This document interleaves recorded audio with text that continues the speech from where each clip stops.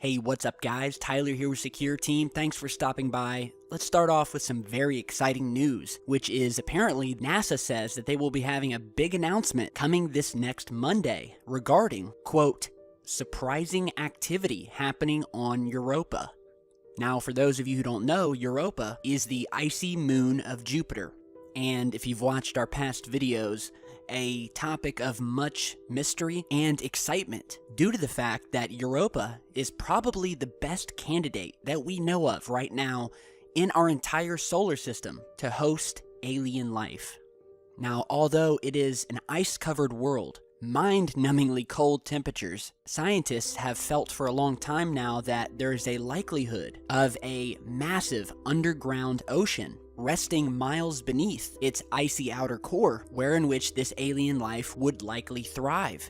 And so NASA is going to be holding a press conference next Monday to present some new findings about this, quote, surprising activity, more specifically about evidence of this subsurface ocean. Now, from all the information about this that I can find, unfortunately, you probably won't want to get your hopes up about them talking about alien life or anything like that. That's not going to be the focus of this announcement.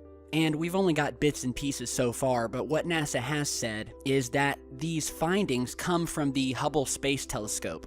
They've taken some images of Europa and definitely have to do with activity that may be related to the presence of a subsurface ocean on this icy moon of Jupiter.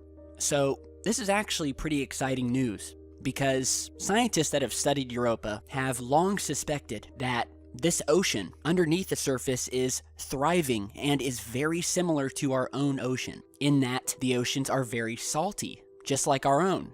Furthermore, NASA calculated that the chemical balance of Europa's oceans would be nearly identical to the ones found here on our planet, suggesting that there would be enough oxygen and hydrogen within the waters that life could exist. And there have been other pieces of evidence that indicate that this vast ocean exists, such as these huge water vapor plumes that have been seen blasting out of Europa's surface, as you're seeing in these images here. Scientists have also found that the top crust of the moon is actually coated in sea salt. So you guys may be asking yourselves, how is it that this icy cold moon that is located 500 million miles away from our sun on the outskirts of our solar system could harbor an Earth-like ocean? Well, we have an answer for that too. And it's believed that Jupiter has such a strong tidal pull on Europa that it's constantly pulling and stretching and compressing the moon to the point where there's enough energy and heat created that the water underneath continues sloshing around and is warmed up enough to sustain life. So really the answer is gravity that allows this moon to sustain this vast ocean underneath. And where we have found water, H2O, we have always found life. And so it's very exciting news. We will definitely be reporting on it next Monday.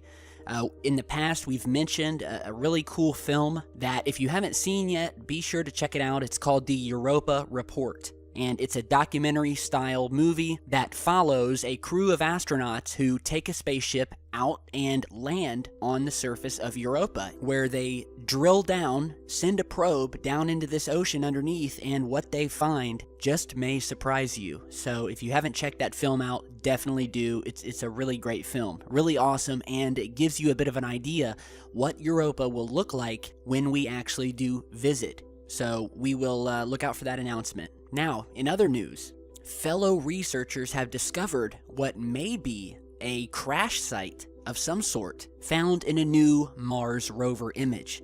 You're seeing that photograph here. The link to it's down in the video description. We have a typical view of the rocky Martian surface, and there's a couple anomalous things in this photograph. The first being is what looks like an object hovering in the sky in the distance. And we'll go ahead and zoom in on that in just a second, but the main focus of this finding pertains to this object here on the right side of the photo. You may be able to see it sticking out already, but I'll go ahead and circle it. It's right here. And we'll go ahead and zoom in here. So this is the structure in question, sort of sitting up towering up high above the Martian surface. It's not laying flat, whatever it is, and it has a very strange structure to it. Some are saying that it has a spaceship-like structure. Could this be a crashed ship? And whatever this object is, it's very large because of the distance of how far away it is from the rover's camera. So this is very large, and it's very strange if it is a rock formation. Very strange, because it looks like a circular object, and then if you look at the back, it has these sort of two prongs that look to be identical. And although this object seems partially buried or partially obstructed by this hill here, you can see what looks like a second prong coming out of the back of it, identical to this one on the top. Here is a zoomed in, enhanced version, just to give you an idea of what exactly we're talking about here and what the object would look like against the red Martian terrain. Here we have colored the object in a silver color, and what was really mind-blowing about this to me is how closely this object looks to the Baltic Sea anomaly. Now, if you don't know what the Baltic Sea anomaly is, here's a photograph of it right here. And what it is a 60-meter in diameter circular formation, craft, object on the floor of the northern Baltic Sea that was discovered by the Ocean X diving team back in June 2011. And you can see, looking at the back of this thing, it has these similar sort of fork or prong-like structures coming out of the back of it. And this anomalous structure at the bottom of the sea has been known to cause electronics to short out when they got too close to it. And to this day, it's still sitting down there, and scientists or geologists, they cannot account for its existence, where it came from, or how it got there. What we do know is that it looks like a big damn alien spaceship that is sitting at the bottom of this ocean here. But again, look at the similarities between that and this object captured on Mars. And let me know whether you guys think it's just a rock formation or if there's something to this. I mean, this thing is definitely, it looks like it's sitting on its side, whatever it is, and it has a structure to it. Now, real quick, let's go ahead and move over to this object seen in the sky. We'll go ahead and zoom in here. And yet again, it's another faint object. We've talked about these things many times. You see them in a lot of these rover images.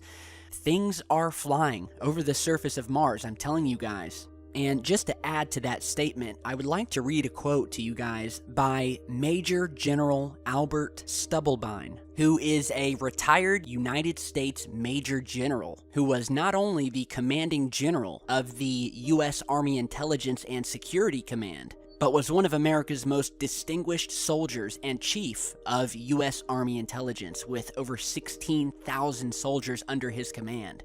He was also a major proponent of what was called psychic warfare, and was a key player in the Stargate project, which was a remote viewing program, wherein which individuals would use an ability to describe remote geographical locations up to several 100,000 miles away without actually leaving their seat.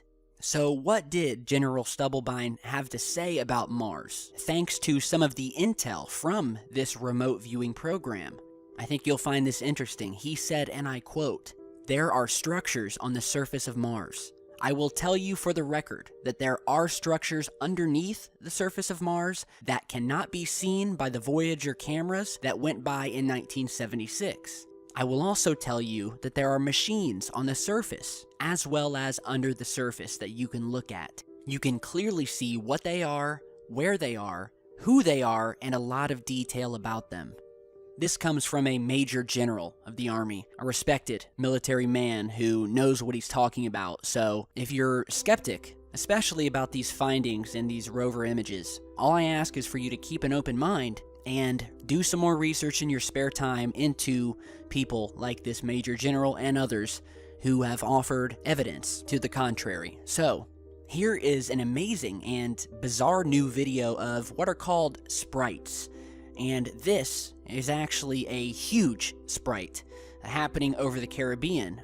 This was captured by a Mr. Frankie Lucena of Cabo Royo, Puerto Rico. And he was filming the night sky, and he was filming a virtually cloudless sky over the Caribbean Sea when he caught, just for a split second, this mysterious phenomenon of what is called sprites appearing for a split second, a millisecond actually.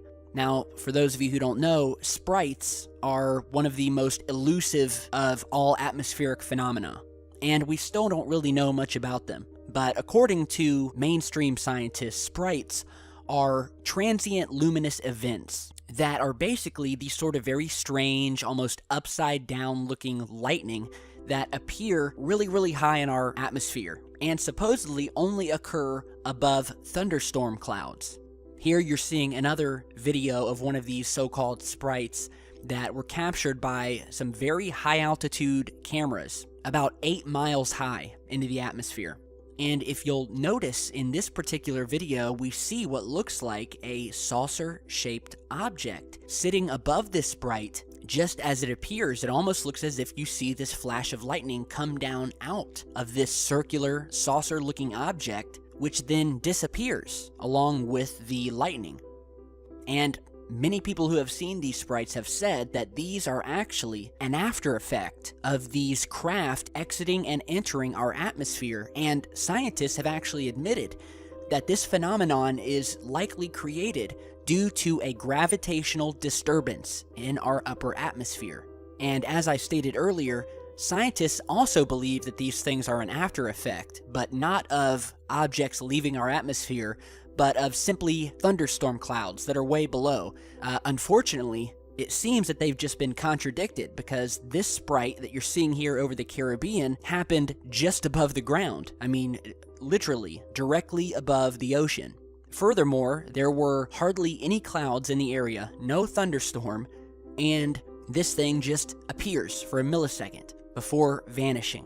Here is the still image of it, and it's just very, very strange. I mean, you guys look at this, and it's just so different from the lightning we're used to seeing, and the fact that this occurred nowhere near a thunderstorm completely contradicts what scientists have told us about these sprites. Many people believe that there is a cover-up about where these things truly come from, but I will leave it at that. I wanted to show you guys this new footage, and big thanks for capturing this amazing footage. Now on to a few strange UFO sightings. Here is a video recorded in Brighton, England, just a few hours ago, of, again, another one of these strange triangular-shaped formation of lights sitting in the skies, not moving, not doing anything, just sitting there. And we've done a lot of videos on these. Watch our past videos if you haven't seen them yet. But the source stated that he was walking his dog. He saw this formation of lights in the distance, and he sent me a video, which you're seeing here. It's actually a pretty long video. It's about 7 minutes long. And you're seeing a sped up version of it here, just so we can show you a little bit faster so we won't take up too much time. But these things just sit there.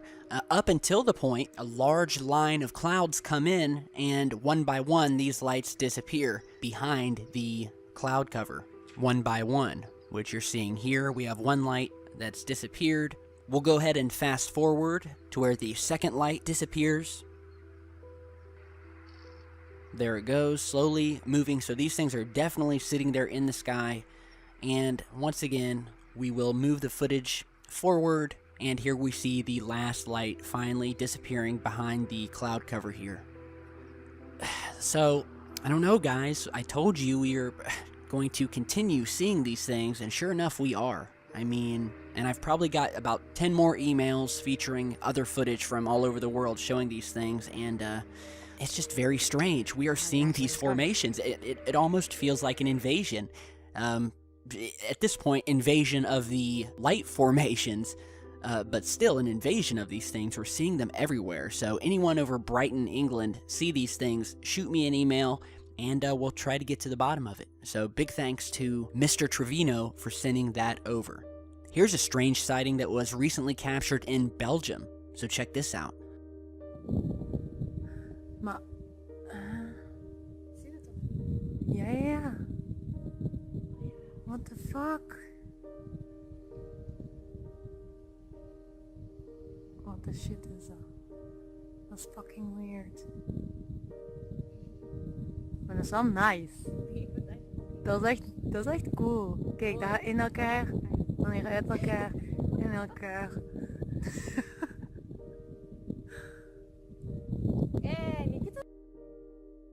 Alright, so this happened over Belgium a few nights ago. The source was out with his daughter when they saw these strange lights up in the clouds, moving around, creating these extravagant sort of formations, changing shape, and they had no idea what it was, sent it over to us.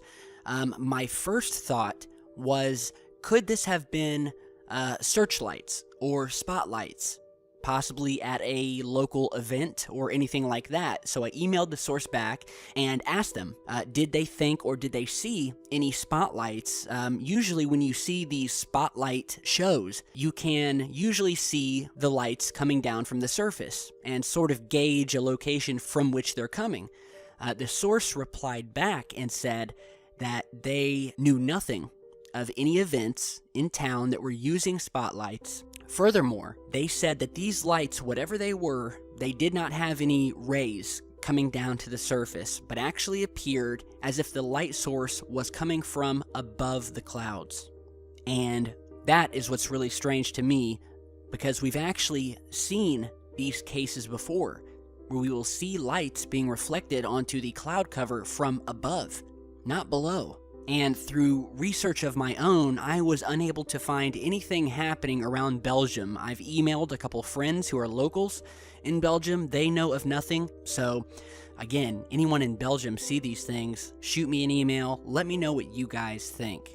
Now, lastly, before we end today's video, I'd like to show you guys a new piece of artwork that may give us some insight as to whether there was a belief in UFOs hundreds of years ago. And that comes from a new book cover that you're seeing here that was recently discovered that contains what looks like a large flying saucer coming out of the clouds on the cover here. And this is an 18th century book, illustrated some 300 years ago in 1716, which again appears to show a large flying saucer flying out of the clouds, surrounded by lightning bolts coming out of the back of it, flying over these choppy waters below.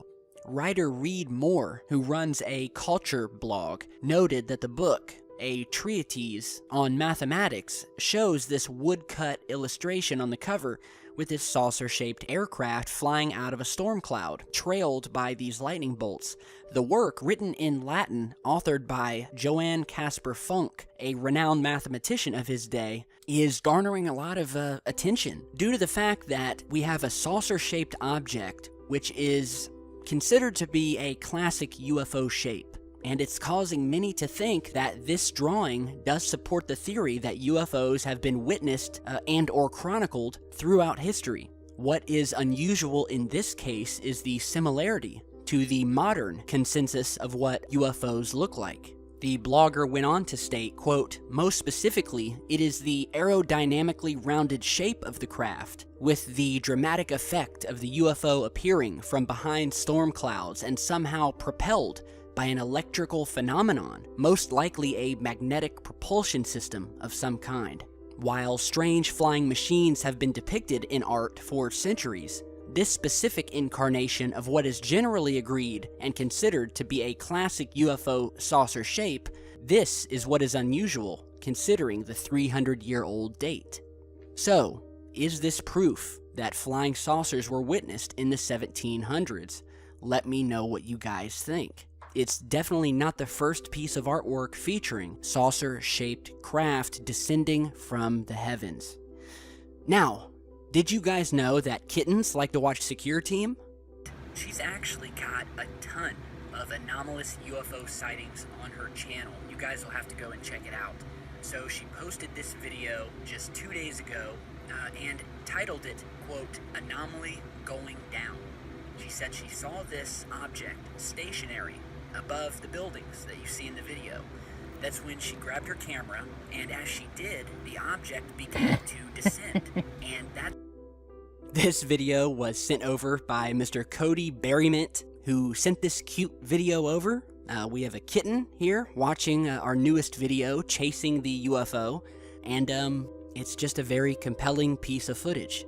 So I wanted to let you guys check it out. As you all know, I have a little kitten myself, so I felt it only right to post this video, which encompasses two of my favorite things. So, again, let me know what you guys think about everything else we've shown you today. Be sure to stop by and grab your very own Secure Team t-shirt or hoodie. The link to our t-shirt shop is down in the video description. After a lot of demand from our fans and viewers, we are happy to offer a lot of really cool designs, so be sure to head over and check it out, and hit that like and subscribe button on your way out. Alright, so thanks for stopping by, and I'll see you guys back with much more in just a bit. Stay safe, guys.